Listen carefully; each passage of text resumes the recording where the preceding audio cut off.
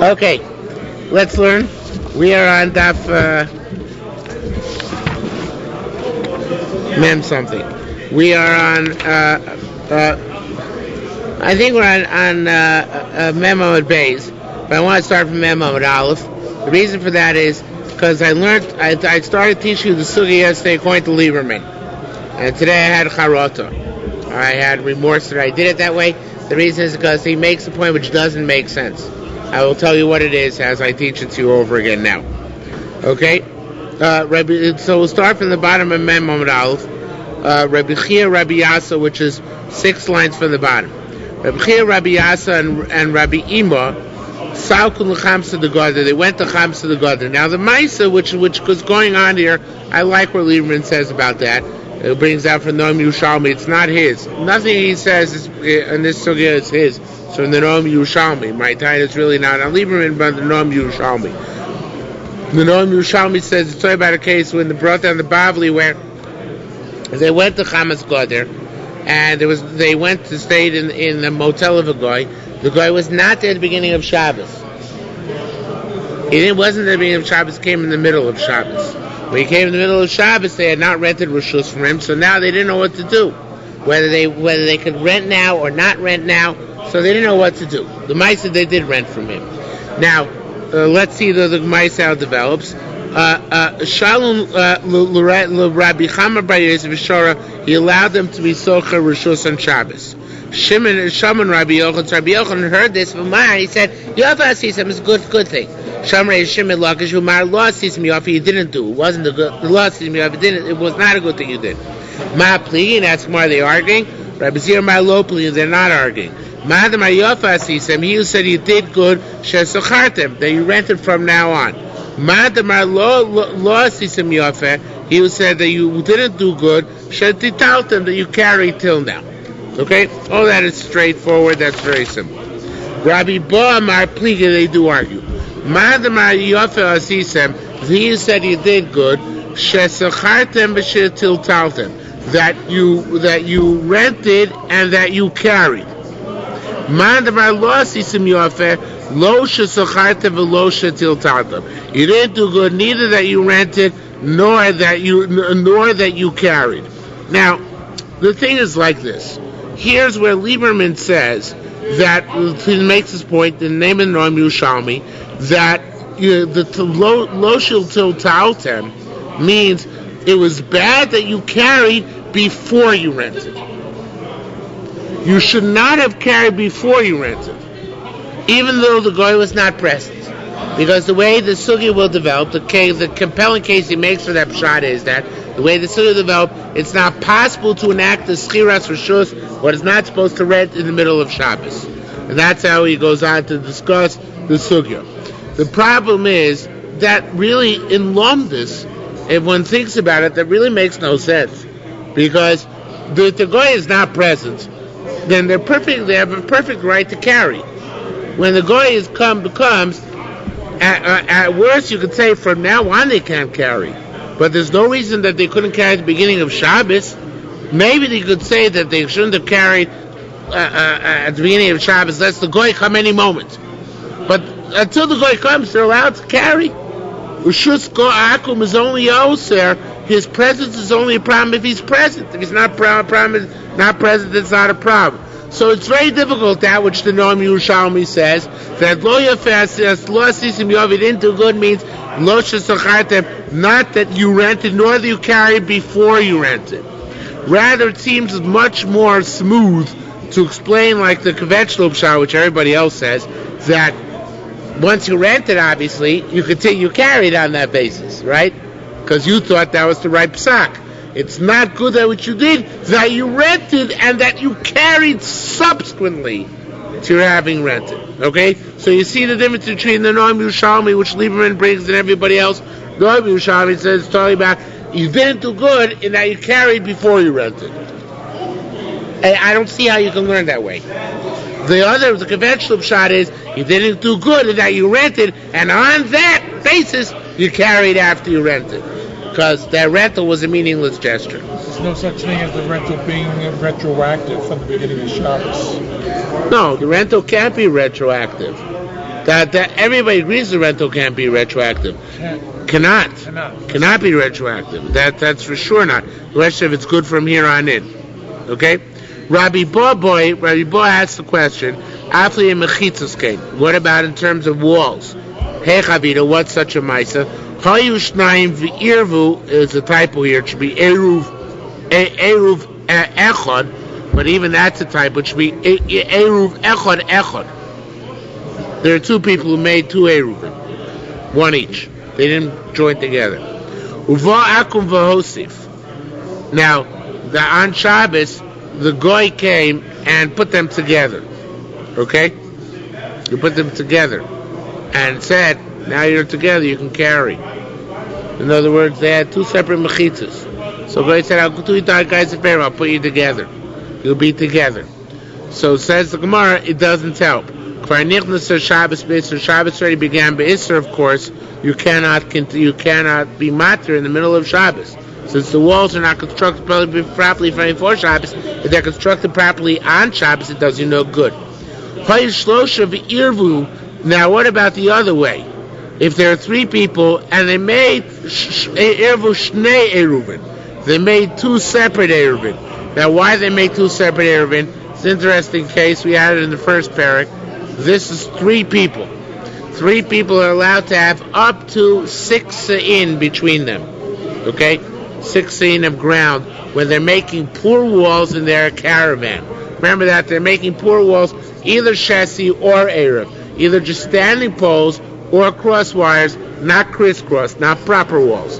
In that case, the halacha is you don't only get to put in a limited amount, 2 sa'ah per person, based on a sign which is 5,000 square meters per person in the Erev.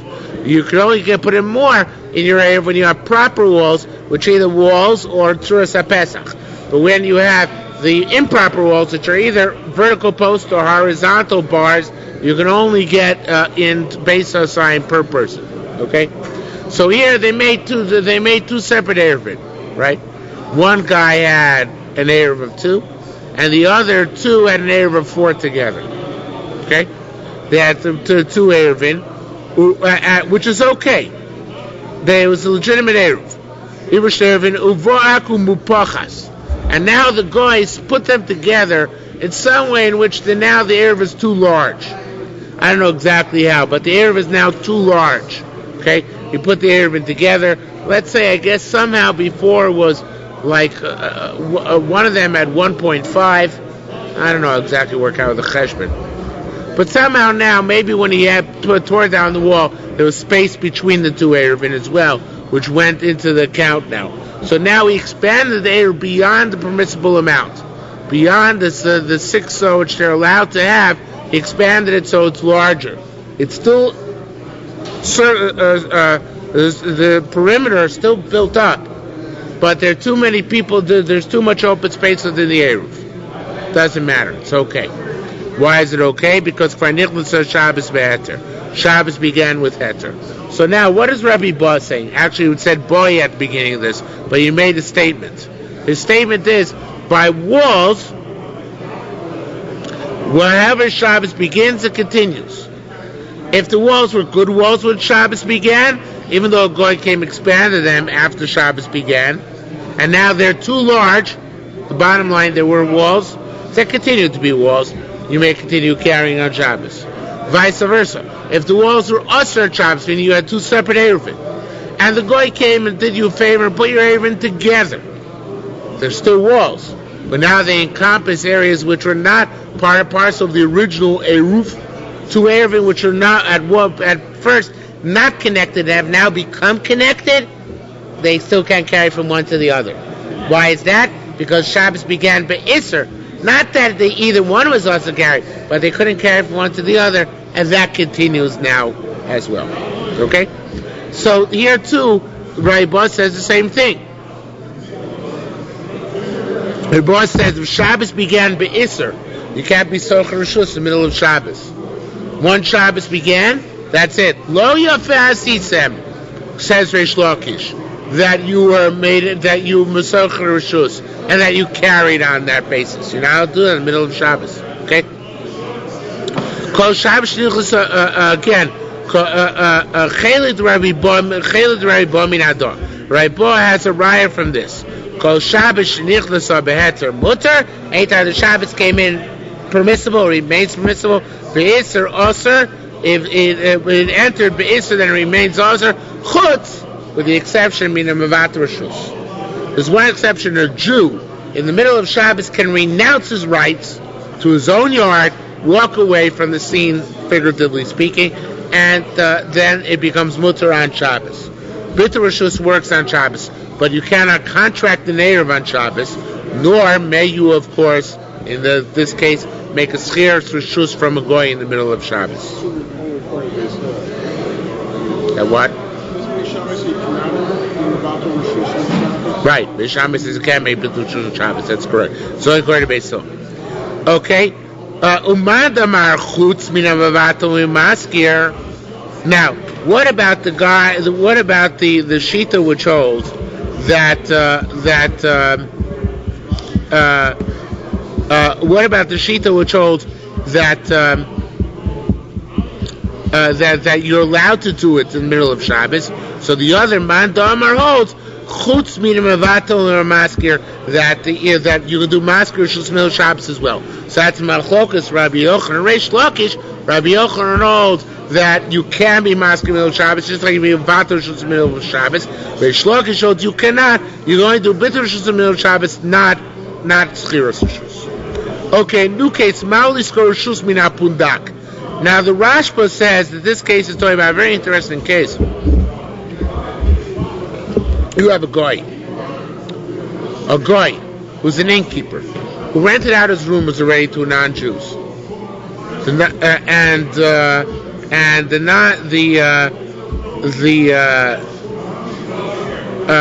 non-Jews to whom he rented out the room were not there for Shabbos. So now our question is: can we go to the landlord and rent out those rooms which are already rented out for our purposes for this Shabbos? Can you do shiur or shus? In other words, we want to carry in these rooms, but they're already rented out to somebody. The tenants are not there for Shabbos. Can we go to the landlord and rent out the reshus for him? Can we go, so to speak, to the over authority and go get from the over authority if we can't get from the people who actually have jurisdiction at the moment? Which could be a fundamental question for our Eruvin nowadays, right? Because nowadays we don't really go to the people who own the dwellings within our area. We go to the municipality, to the city. So it's possible to make a parallel to our modern scenarios. Not necessarily, because in our modern scenarios, well, the truth is that the city does not own the land they're in. It's just that they have the right of entry and the right of legislation and jurisdiction, but they do not have the right, they don't have ownership. So it's not 100% parallel. But there are similarities. That's how the Rashba learns the case we're about to learn. Lieberman brings down from the Near a beautiful shot on this. The Near says, no, that's not the case. The case is a case where you have an innkeeper who's willing to rent out his land, his apartments to Jews. Jews are allowed in the motel. But he says, if I get a goyish guest, I kick you out. You only have right to the room until I kick you, until the goy comes up. So the Gemara's question, according to the Near, is that considered to be sufficient shiur reshus? In other words, it's very, you were socher reshus, technically speaking, but it's not, you have no true mastery over that which you're renting out, because they can remove you anytime. Is that considered to be sufficient rental? And that's also relevant to our modern situation, because in our modern situation, when we do shiur reshus, that expresses itself in very little practical ramification, right? The goyim can probably take it back anytime they want, albeit there's no reason for them to, because all we rent is the right to carry, not the rights of usage, right? But there, they were actually renting the rights of usage. The goyim retained the rights to take back the right of usage any time. What's the status in that case? Okay? So it says where Ma'ali skroshus min apundak. Rabbi Chanina, Rabbi Yonasan, Salkin Chamsa Goder. And so they went to Chamas Goder, similar and Omrin, And they didn't know what's the status, either according to the Rashba, whether they could rent from the over authority, even though the rooms are already rented out, or according to the near, whether they could rent, whether the rentals, when they could be kicked out any times, are valid rentals. Namti, so he said, let's wait, until the elders of the south come here. Asa Rabbi Nasa de Roima. Rabbi Nasa of the south came, B'Shon Lane, they asked him B'Shor, and he permitted it. Shom Rabbi Shimon Lakish. Shimon Lakish heard and he argued, V'amar, Me'acho Sha'aku Ba Motzienu Lo Asidu Klum.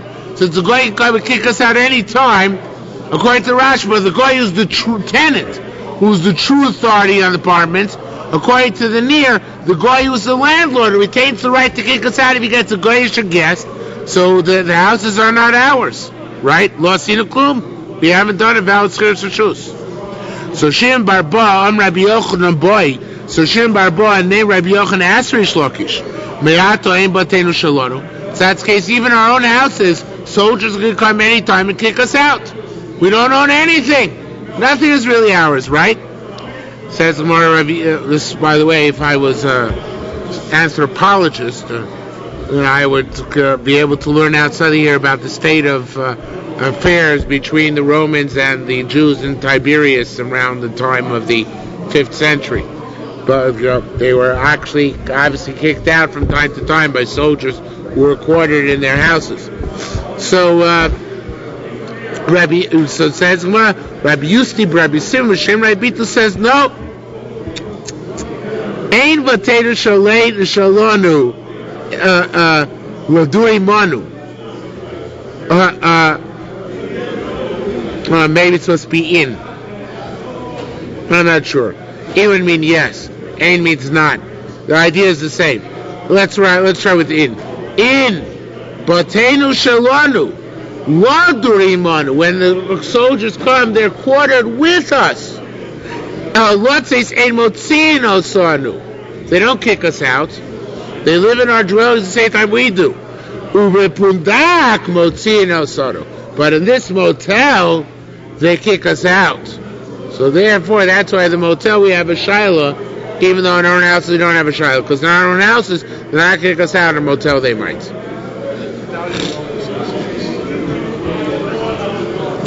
Yeah. It was a big thing. It appears in the Bavli several times too. But obviously it was a big thing in the old days. More in Eretz Yisrael than in Chutz La'aretz, I guess. Okay. Now, this is talking about Shitufei Mevos. Erev Chatzeres must be with bread. You can't do Erev Chatzeres with anything other than bread.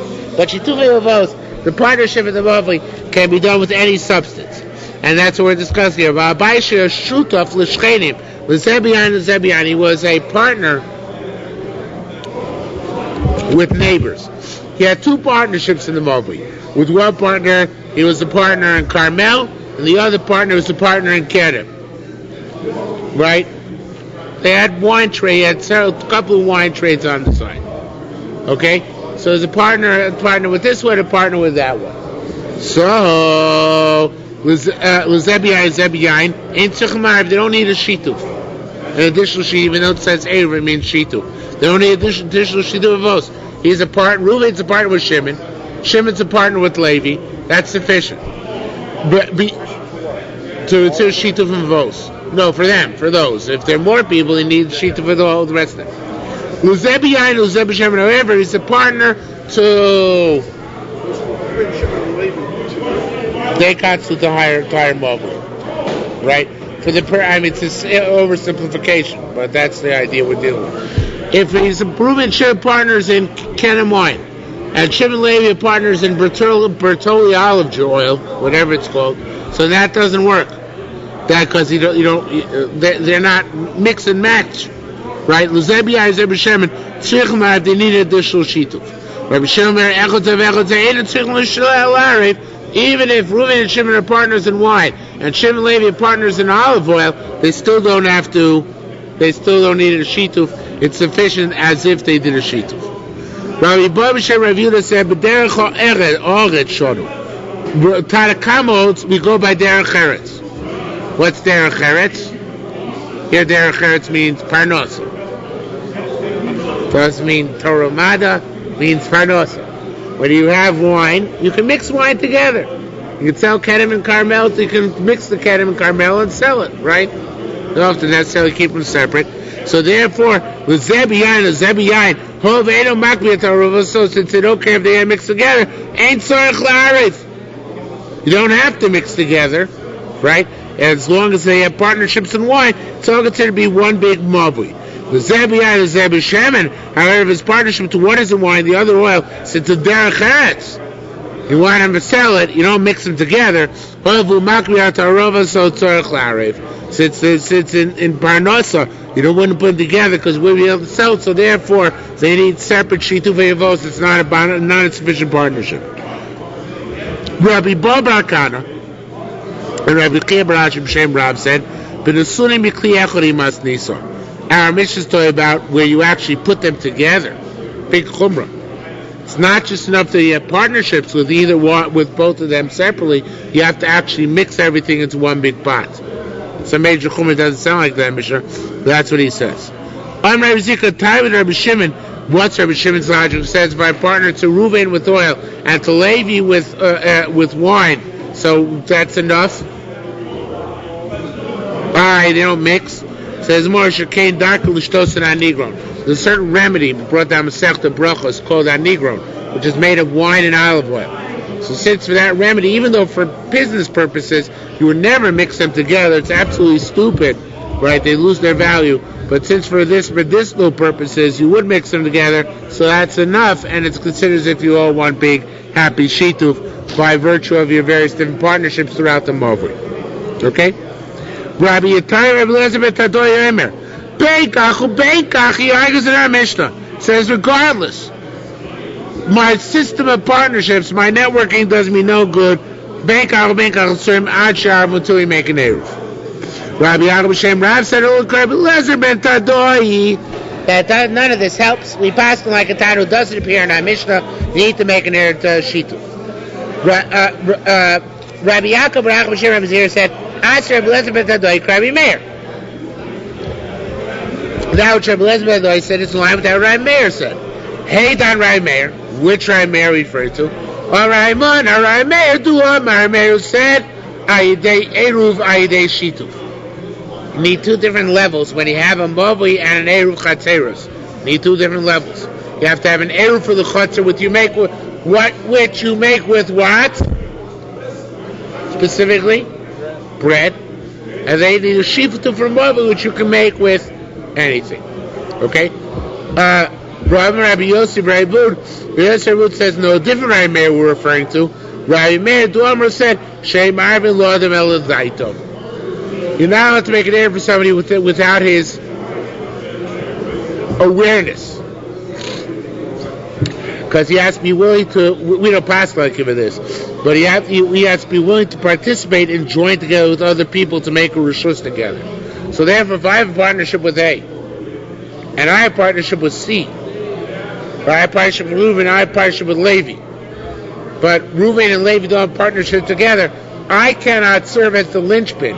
They have to consciously participate in coming together. That's Rabbi Elazar Tadoy. But Tadoy says everybody's got to participate actively in making a shituf together, right? Al daiti Rabbi Mona. Now, according to Rabbi Mona, who said that we paskin like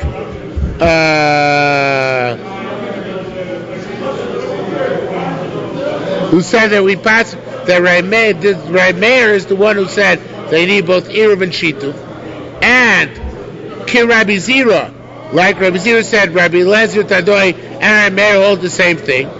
Al daiti Rav, and like Rav, who said Rabbi Elazar ben Tadoy is the way we paskin. So from this we're forced to say that Rabbi Meir, that we paskin like Rabbi Meir. Now I'm not sure why we chose Rabbi Mona in order to say that. But what we're trying to say is, we paskin like Rabbi Elazar ben Tadoy, like Rav said. And we say, like Rabbi Zira, that Rabbi Elazar ben Tadoy and Rabbi Meir are the same opinion. So then we're forced to paskin like whatever Rabbi Meir said, which in fact is true about that which Rabbi Mona said, that you need both an Eruv and a Shituf. Eruv for the Chatzeros and Shituf for Vos, It's not true about that which Rabbi Boone said. That you only make a person's eruv with his intent. So I don't know how he picked Rabbi Mona to paskin like and not Rabbi Boone. But that is in fact the case. We paskin like Rabbi Mona, who said you need both, like Rabbi Zira, who said that Rabbi Meir holds like Elazar ben Tadoi, like Rab, who said that holds like Rabbi Elazar ben Tadoi. The domino effect, which begins with Rabbi Elazar ben Tadoi, ends with the paskin like Rabbi Meir. Okay? Rabbi Zira b'shem Rabbi Yechanan.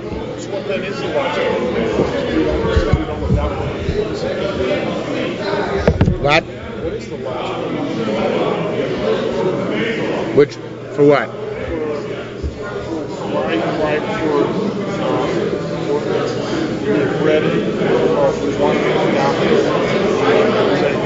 Yeah, so it's brought down earlier in the Masechta, Shalot Ishtakach Torah Eruv. Because the primary takon of Eruv was bread. Because bread is a real meal. It's just for the Movi, they were makel that you can use oil and wine, right? Because it's easier to get together oil and wine or something like this. But Shalot Ishtakach Torah Eruv, and other people should forget, the primary takon was bread. So even in the place where you do shituf, which is of course much more expedient, you still have to do Eruv besides that. Okay? So the original takana was there. Since the original takana was Eruv, and bread is really the primary linkage in terms of making a meal, so then even in a place to make shituf, they still required you to use bread as well to make the Eruv Chatzeros. Now it's interesting that the list of the Gemara is Lashon here though. Rabbi Zira b'shem Rabbi Yochanan said, Be'eruvin u'b'tainit tzibur no'agu ha'kol krei meir. By Eruv and by Tainit Tzibur means that by the Kobeir brings down by Tainit Tzibur that you have duchening even by Mincha Ne'ilah, not just in Shachris, which of course we observe today by mentioning Birkas Kohanim and Mincha by Tainus. So it says the people were knowing like Rabbi Meir. Why is it stressed that it was a minhag? So nobody says this, but it's partial to me that normally you pass can also K'tivre Meiko Be'eruvin. Right? Why should we normally pass can like the more lenient approach? To say you need both a shituf and eruv is a stringency. So Rabbanan would never have passed in that, but Naguam, the people had a minute to do the Chumra Shita. Hey, people are machmir on their own. We rabbis are certainly happy with that, right? So therefore it says he's medayik. Nogua am Rabbi Meir, that's Nogua Kol Rabbi Meir, that's how it came about. Rabbi Yaakov Racham Shem Yochanan said, Af Megillah Esther, Nogua Kol Rabbi Meir. Even by Megillah Esther, everybody acts according to Rabbi Meir. There are various different opinions how much of the Megillah you have to read in order to be Yotzei. Rabbi Meir holds you have to read the whole Megillah from beginning to end. Right? So the Nogua am Rabbi Meir, the minhag has always been like Rabbi Meir. Not to start, say, from Balayla Nada Dashnas HaMelech, which is one opinion, but to start from the beginning of the Megillah. Okay? Halacha Vav. Chamesh Chabur Sheshavsu B'Trakli. You have a large hall, like this base medrash here. And you have 5 groups of people who are spending Shabbos in the base medrash. And they built little room partitions between them. It's an interesting case. I don't know how this happened, but that's the case. What? The YMCA? They have room partitions? On the shelters, right. Right, so they put actually partitions up. In one large hall. Since they're partitioned off, every group has got to have its own eruv. They're not connected. But so they can make an eruv for all of them together. If they're mamish in separate rooms or in separate floors, every chabur needs its own eruv. It says the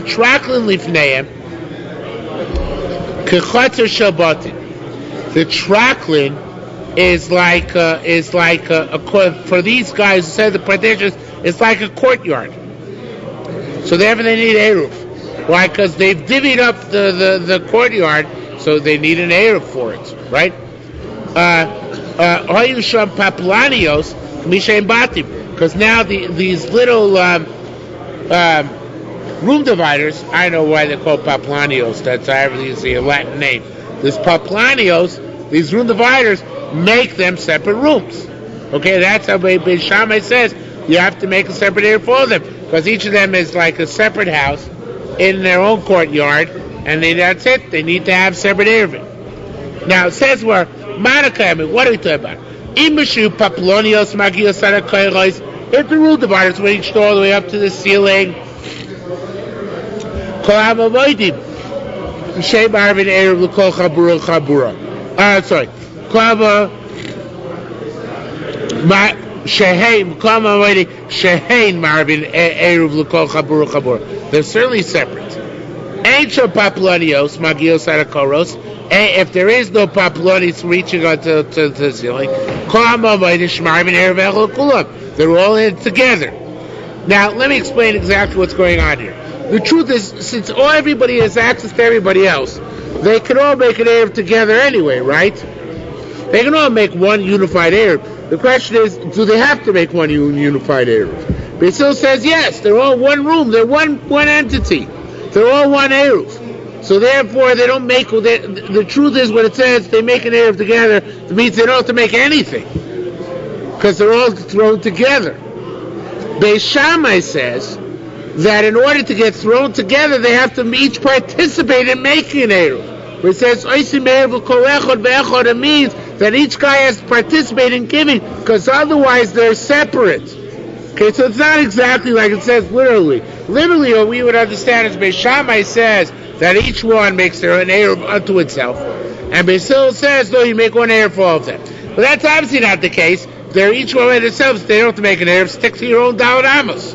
What it means is that Beis Shammai says each one's got to contribute because he's separate. And Beis Hillel says they don't have to each contribute because they're not separate. So it says, well, look, if the partitions reach the ceiling, then everybody, even Beis Hillel agrees they're separate. If they want to combine together, they have to each participate in making a common Erev. If there are no dividers, then of course they don't need air, because they're all thrown into one big room, right? And even Beis Shammai agrees that they're all one. They don't have to toss in a pot a contribution to an Erev. What's the machlokas? We have to sense the Gemara where's Malushe Paplonios Kavos Asora. The dividers are 10 tefachim high, so they're not up to the ceiling. There are dividers, but they're 10 tefachim high. So the question is, in that case, since 10 tefachim is a mechitza in the Torah, so does it separate us? Or do I say, since they're not totally up to the sky, so they're to the ceiling, so therefore we're not separate and we're all considered to be one? Okay? It says, we're shoving. Shemayu shufi be'isu v'tavshil. Everybody agrees that if they had common cooking areas, meaning that some area common, they weren't camping out completely separately. They cooked together one area or they baked together one area. Shem arvin erev echol kula. They're all considered to be one big area. Okay, they don't need an additional area. Rabbi Shane boy. Rabbi Shane stated, what if even if some of them are at separate floors or separate rooms, as long as they have a common area which they use to cook or to bake in, so that in of itself unites them. They don't need any additional areas. Okay? Rabbi Bob Hashem Rabbi said, "Shtei batim zelif nimizal." This is completely different. Coming out of left field, kind of. You have two houses, one right one behind the other, a railroad flat setup. Okay, you have one house, and then another house, right? So, Irev Apnimi. Let's say in the inner house, there are a bunch of people. They made an Eruv together. The outer house doesn't have to participate in Eruv; they're automatically included. Why is that? Because how does the inner house get out? To the outer house. So the inner house has what we call the lingo trisas rego, which means the right to step through the outer house. So therefore, by definition, the outer house is considered subordinate to the inner house. So it doesn't have to make an active participation in the Eruv. The whole situation, by definition, makes them an active participant in the Eruv. Right?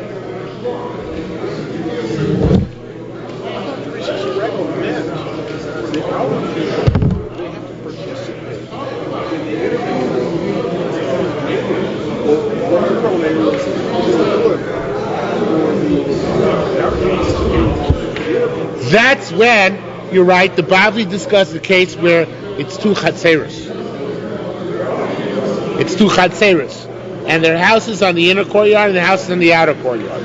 So then that's different. The houses in the outer courtyard have got to participate in there with the inner courtyard, otherwise they're also to carry, right? But the thing is, here it's talking about you're actually going through their house. So they have no rights whatsoever. You've canceled their humanity, so to speak, right? They're not considered to be separate entities at all. Because you're actually walking not through their chotzer, you're walking through their house. So their house is tofel to your eruv. In the Bible, you're talking about you're walking through the chotzer, so the houses are still an issue. They have separate, independent houses. You have to deal with the houses. But here they have no independent houses. The house itself is a mavar, it's a passageway. So therefore, in this case, the house is null and void. Their dira is not considered to be a separate dira. Okay? Cases of two moguls, which would be the same as the chutzner, right? Right. Chutzner, Moguls, same idea. That's right. Yesterday we had a case where a guy was in the middle of, had a house. Right. And there were two Jewish houses, and the guy had to go through the Jewish Through either one of the houses, right. So that's similar. The question was, once he got out of the house, he went into a mavui.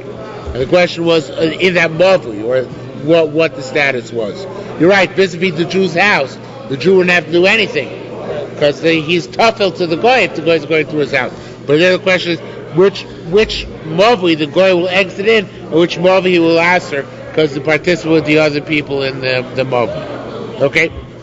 Says the Gemara, what if the outer house made an eruv? If the inner house still has to make an eruv. Why is that? Because they're not automatic for the inner house is not tofel. Right. The outer house is not a trisas regel. I guess what it is like this. I probably have the case wrong. I think the case is like this. That you have a chotzer on one of the houses fronting on it is a railroad flat arrangement. We have an outer house and an inner house, and they're both fronting on the chotzer. And the first case is where the inner house contract to be part of the area of the chotzer, and the outer house, meaning the one through which they pass, did not contract. One says they don't have to contract, because since they're a house which serves as a passageway to the inner house, then they're subordinate, they're tofel to the inner house, they don't have to participate in the eruv of the chotzer. But vice versa, in a case where you have a chotzer with an inner house and outer house, the same case, and the outer house, meaning the house which serves as the passage, contracted to be part and parcel of the eruv of the larger courtyard, the inner house still has to participate separately, because they're not subordinate to the outer house to which they pass. The outer house is subordinate to them. That's probably the case. It makes much more sense the way I described it. All right, Pinchas. Now here comes one of these Yerushalmis which nobody knows what it's talking about. Af b'Mitzrayim. Now the Mashbiach, remember our old buddy the Mashbiach, the rabbi in Pittsburgh. You haven't heard him yet. The Mashbiach says that Mamish means Mitzrayim here, Egypt. The Chachmei Mitzrayim said the same thing, and it means that there are a bunch of Egyptian Amoraim. Chanan HaMitzri is one of them. So he says the Egyptian Amoraim agreed with this, except the opposite, Gemara will say. It's a very dachuk thing to say. Lieberman says he has no idea what it's talking about. He wants to change the gear, so first he changes it to mezuzahs. Instead of Mitzrayim, he changes it to mezuzahs. Then he changes to chatzerim, to courtyards. I don't know. The Korban Eiz Pshat is very nice to me. The Korban Eiz Pshat is like this. B'nai Moshe, I think, also. Meitzarim. Meitzarim means boundaries of a field. A meitzar, bar meitzar, right? The person is your boundary man. Well, meitzar there means straight, yeah. But here it means a person who's, well, I guess it's a similar idea, boundaries, narrow confines. But the thing is, here it means, I have a field next to your field, right? Well, actually, let's not learn it this way. I have two fields next to each other, and I'm selling you both my fields. But you want to only have to do a Ma'aser Kinyan on one of them. Which one do you have to do the Ma'aser Kinyan on? So that's what the Yerushalmi say, very partial. I don't know why Lieberman didn't like this. It's the exact opposite. If acquire the inner one, so I still have to acquire the outer one separately. Why? Because the inner one I can acquire without the outer one. Then it's not necessarily the same. The inner one is the outer one does not require the inner one. The outer one does not require the inner field, right? And therefore, if I to make a chazak on the inner field, it doesn't establish my chazak on the outer field. However, nasan al chitzon, if I made a chazak on the outer field, ain't certainly to be. I don't have to make a chazak on the inner field. Why is that? Because the outer field is the passageway for the inner field, and therefore it's considered to be attached. Well, how should I say attached? Yeah, attached. So it'll be attached to the inner field, and therefore if I made a kinyan on the outer field, I do not have to make a kinyan on the inner field. Okay? But the thing is, since the outer field has a shame, let me make it lomdish, and then you'll understand. Since the outer field has a shame, it's a shame of an opening to the inner field, besides being a field unto itself. It's also an opening for the inner field. So therefore, if I make it on the outer field, it works on the inner field. But the inner field has no inherent attachment to the outer field. It's not an open. It's a separate parcel, and it's not an opening to it. So therefore, to make a kinyan on the inner field won't help for the outer field. Still not clear? Again, the outer field has two dinim. It's its own field, and it's also an opening for the inner field. So therefore, when I make a kinyan on it, I can make kinyan on it as a field itself, but I can also make kinyan on it as the passageway to the inner field, and the kinyan therefore works for both. The inner field only has one din on it. What din is it? It's a field unto itself. It doesn't service the outer field at all. And therefore, I make a kinyan on the inner field, it doesn't drag the outer field along. That's how the Carbonator learns it. All right. I guess if it doesn't sound good, then you understand why Lieberman had great difficulty with it. All right? The reason why I think Lieberman didn't like it is because he didn't like the word nosan. Nosan means to place on. Should have said kana or hechsik or something like that.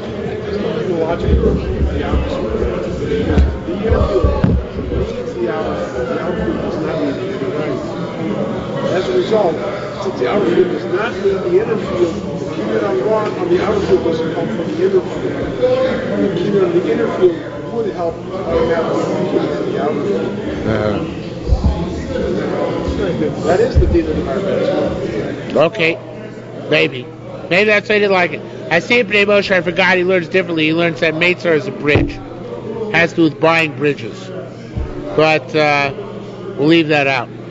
Okay, the bottom line is that it's a difficult Gemara, and that's why Lieberman has difficulty with it. Says Gemara, Rabbi Yaakov Rabbi Abo B'Shem Rishubin Levi said, "Afilo irev apnimi, even if the inner guy didn't make an eruv, ein achitzon nasa the tzarich la'arev, the outer courtyard, the outer house. I'm sorry." The outer house doesn't have to make an eruv. Now, we're talking about a case, the same case we're talking about before, and the outer house doesn't have to make an eruv.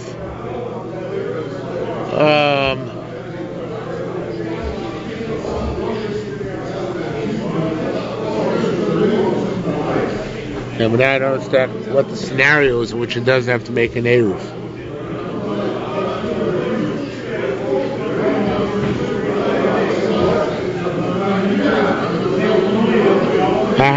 Okay, the way Pnei Moshe explains it, the outer house doesn't, even if it didn't participate with the inner house, even the inner house didn't participate in making eruv in the larger courtyard. The outer house could still carry. It's a very ironic thing. We said the outer house serves as a passageway to the inner house.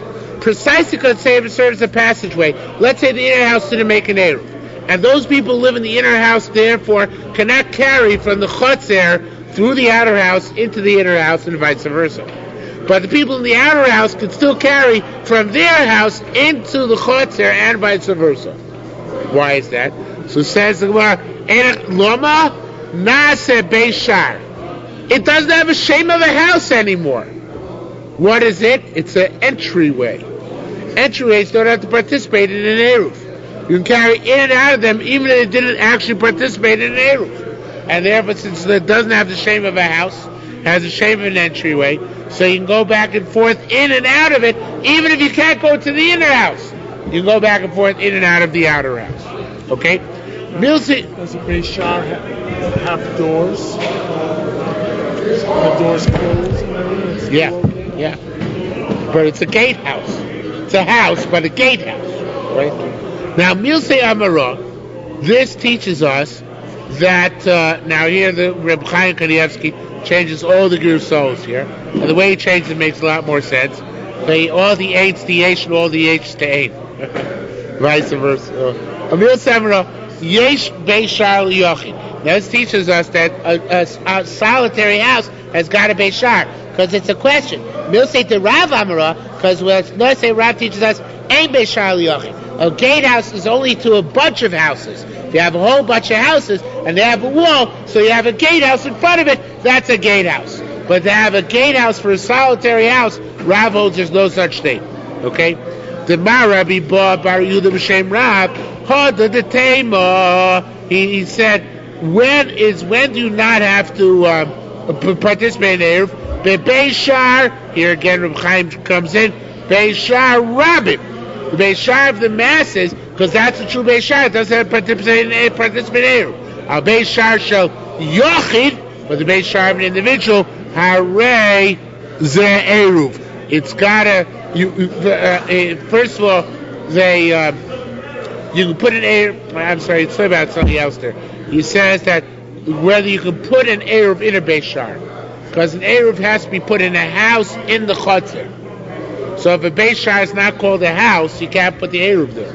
You have to put it in one of the houses. So that's a Ma'arei Bo Bar Yehuda B'Shem Rav said, Hoter Beishar the Rabbim. Where can't you put an Eruv in the Beishar which belongs to the masses? Or Beishar Shel Yochid, but since there is no such thing according to him as a Beishar of an individual, of a Yochid, Harez Eruv, you can put your Eruv there. And therefore, since there is no such thing as Beishar of Yochid, so if he lives in that Beishar, as with the rest of the Chotzer, you cannot, he has to participate in the Eruv, otherwise it's not valid. Rabbi Rabbi Yehuda said a new thing. Once you mention Rabbi Yehuda, let's mention something else in his name. Bishnei Bnei Adam, that there are two people, where there are two people, one of them has Rishus, and one of them doesn't have Rishus. Meaning, one is an authorized lessee, and the other is an unauthorized sublessor. They live in the same house. One has the right to live there, one doesn't have the right to live there. Right? So, Yaakov's on Lower East Side. They used to have this a lot in Lower East Side, didn't they? What? Yeah. Illegal sublet. What? And rent-controlled apartments. Rent-controlled apartments? Okay. So, B'shtei De'adam, Echot sheyesh lo rishus, Echot she'en lo rishus. Irev zeh sheyesh lo rishus. So, if the guy who has the right to stay there, participate in Eruv, Hutu zeh she'en lo rishus. The guy who doesn't have the right to stay there, but is there, schlepped along with him. The illegal sublessor. Right? However, if the illegal sublessor participates in the Eruv, he was allowed to be there, doesn't get the right to remain. He doesn't not participate in the Eruv, and the Eruv is null and void. Okay? Your brothers who are partners. Now, the Gemara takes out the word partners. It's not partners, it's a mistake. They all live in the same chutzner, and they eat from their father's table. Now, the Pashim Shad Mishnah is they eat together in their father's house. Gemara is going to discuss whether that's true. But they go home to sleep. They have their own houses. Each of them has to participate separately in the Eruv. Why? Because they're not considered to be a unified rishus, even though they eat together. Therefore, one of them forgot to participate in the Eruv. Bita Rishuso, he has to be Mavatos Rishus, and he has to remove himself, he has to renounce ownership. Because each one is distinct. Amos, I wins that Trubas Manchim Malichan Seruv on the Makama Echad. That's only if the Eruv is located, the communal Eruv is located some other place in the Chatzar. But if the Eruv was located in the father's house, where they all ate, there's nobody else who lives in the Chatzar, then they don't have to participate in each one independently, because anyway, the focus is on the father's house, and that suffices. They don't have to be each one and be independent. Says more, Ikar Dira Echani. Where is the primary place of Dira? So a general question. Rabbi Yonah Amar Ispalkum. It's Machlokas, Rav Shmuel. Chad Amar Mokum Pison. One said it's in the place where you eat. That's your Mokum Dira. Chad Amar Mokum Shein, a place where you sleep. Lo Yadin Mana Marda. We didn't know which one held which way. Rav or Shmuel. Mimad the time Shmuel Malami Asar Shfus. That's what Rabbi Shmuel said. Above 10 tefachim, isn't it? So the Rabbanon, Heavy Duamar Mokapiton. This teaches us that it goes after the bread. Nobody understands this Yerushalmi. Not a single believer says just 5 words. Lo yadati perusha.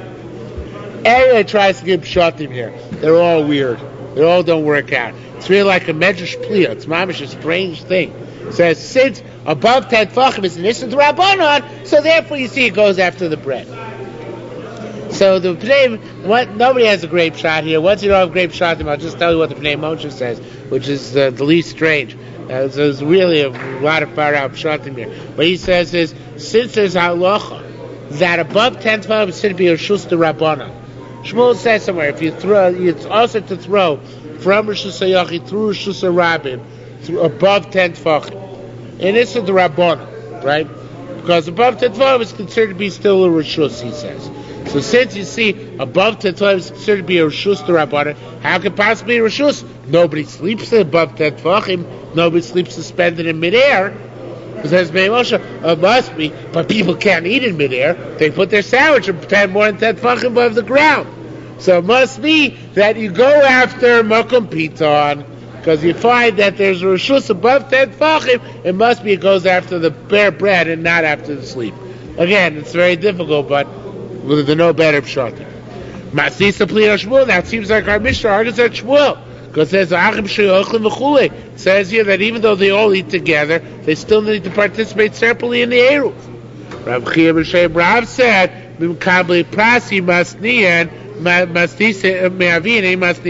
our Mishnah is where they don't eat together. They don't eat together. They get allocations from their father, but they don't actually eat together. So they come to the house, they take the ration. No, Esotek, they would eat in that house though. They didn't eat in the house. They would take the food back to their care packages, right? So I understand, but aren't they partners? Still, the mice and the food is all from the same pot, so is the partnership of the food sufficient? Rabbi Bara, Asbri, Rabbi Shmuel, Sheina Bian Zochel had Elma Sheina Ochlim. No, they're not partners. What it means is that their father gives them a present of that which they eat, but they're not partners. There's no commonality at all. They just get presents of that which they eat. So if that's the case, so the Gemara asks a very basic question. Miata afilu in, not ein. Afilu in eruv ba'etzlan. Even if the eruv is located in the father's apartment, how could that possibly be sufficient? So it says the Gemara also k'bay shemenichim bo'os eruv. Once it's in their father's apartment, and all the food is coming from there anyway, so they said it's as if they all participated. I mean, it's basically a fudging of the rules. Okay? Now, the Gemara is going to ask a question. It's late, and I'm going to get flustered again, so we'll stop here. We'll come back to you on Monday. This Membez is Rosh Chodesh is Elul's what? It's Gimel Elul. Oh, Gimel Elul. So we're only 2 weeks behind or so. It's not bad. I think the thing with Shmuel is either it's a mistake of the text or there's something about the way they live how they stored their food. That is how they. It probably is a mistake in the text because the same Gemara appears later on in Parakut al-Lachazai, completely the same line as a proof for a completely different thing. So probably what happened, although I didn't see anybody say this, I mean I didn't look at all the Maskilin, just in Lieberman, but probably what happened is that there was some sort of mistake the Sofer made in copying text and he got mixed up between one to the other. That's what I was saying, and that the original text, whatever it is over here, is lost.